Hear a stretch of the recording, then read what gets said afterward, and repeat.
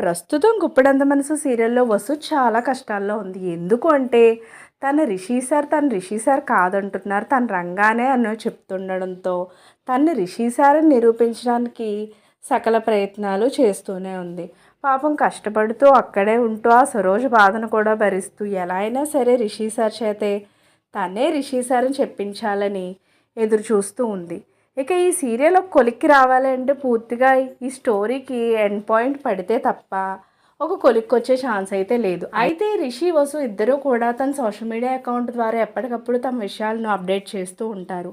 అంతేకాకుండా ఏ చిన్న అకేషన్ ఉన్నా అది ఖచ్చితంగా కూడా వాళ్ళిద్దరు తమ సోషల్ మీడియా అకౌంట్ ద్వారా ప్రేక్షకులకు తెలియజేస్తూ ఉంటారు. ఇక వసుధార వాళ్ళ మదర్ అంటే చాలా చాలా ఇష్టం ఆవిడకి.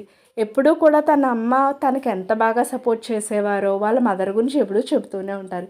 ఈరోజు వాళ్ళ మదర్ బర్త్డే కారణంగా హ్యాపీ బర్త్డే అమ్మ అంటూ తన సోషల్ మీడియా అకౌంట్లో ఒక పిక్ని షేర్ చేయడం జరిగింది.